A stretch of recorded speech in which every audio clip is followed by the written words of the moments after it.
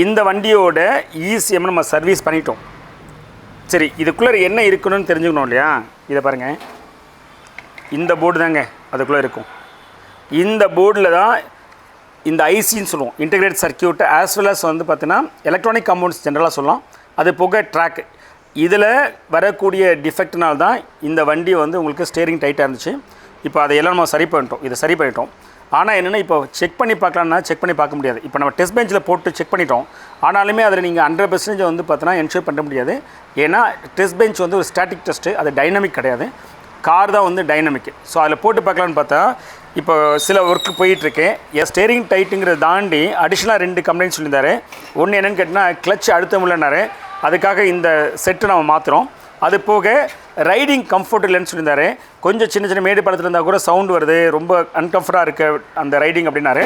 அதனால் என்ன பண்ணியிருக்கோம், இந்த ஷாக் அப்சர்வரு, பிறகு இந்த லோயர் ஆர்மு, தென் இந்த லிங்க் ராடு, தென் பால் ஜாயிண்ட்டு, தென் இந்த எண்டு டைராய்டு எண்டு, அதுக்கப்புறம் இந்த புஷ்ஷஸ், இதெல்லாம் நம்ம வந்து பார்த்தோன்னா இப்போ மாற்றிட்டுருக்கோம்.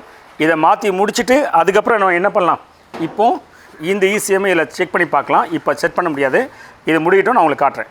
இப்போ இந்த ECM இப்போ இந்த கப்ளரில் கனெக்ட் பண்ணுறேன். வண்டி ஸ்டார்ட் ஆகிடுச்சு. உங்களுக்கு நல்லா தெரியும், முன்னாடி இந்த RPM ஒர்க்கே ஆகாது. மாதிரி இந்த ஸ்டேரிங்கு ஃப்ரீயாக சுற்று பாருங்கள், பாருங்கள். நிறைய பேர் உங்களை நினச்சிட்டு இருப்பீங்க, ஒரு ஸ்டேரிங் டைட் அப்படின்னா அது மெக்கானிக்கல் ரெஸ்ட்ரிக்ஷனாக தான் இருக்கணும் அப்படின்னு. அது சில நேரம் மெக்கானிக் ரெஸ்ட்ரிக்ஷனாகவும் இருக்கலாம், சில நேரம் எலக்ட்ரானிக்னாலே வரக்கூடிய இந்த மாதிரியான சிக்னல் இஷ்யூஸ்னாலையும் உங்களுக்கு இந்த ஸ்டேரிங் பவர் ஸ்டேரிங் ஒர்க் ஆகாமல் போகலாம். சரியா?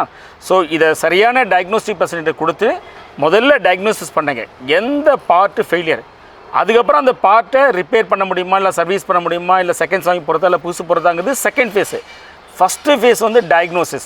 நிறைய பேர் என்ன பண்ணுறீங்க, இந்த டயக்னோசிஸை வந்து பார்த்தீங்கன்னா உங்களுக்கு புரிய மாட்டேங்குது. அதனால் ஜஸ்ட் லைக் ஏதோ ஒரு இடத்துல எடுத்துகிட்டு கொடுக்குறீங்க, அவங்க தெரிஞ்சதெல்லாம் அவங்க ரீப்ளேஸ் பண்ணுறாங்க. ஸோ அதனால் உங்களுக்கு எக்ஸ்பென்சிவாகவும் அதே சமயத்தில் வந்து பார்த்தீங்கன்னா மிஸ்லீட் ஆகி நிறைய வேறு சில கான்சிக்வன்ஸ் வருது உங்களுக்கு. சரியா?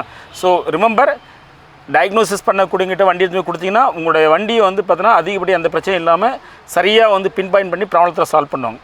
இந்த வீடியோ உங்களுக்கு கண்டிப்பாக அண்டர்ஸ்டாண்டிங்க்கு பயனுள்ளதாக இருக்கும்னு நினைக்கிறேன். நம்ம சேனலை இன்னும் நீங்கள் சப்ஸ்கிரைப் பண்ணலாம், ப்ளீஸ் சப்ஸ்கிரைப். தேங்க்யூ.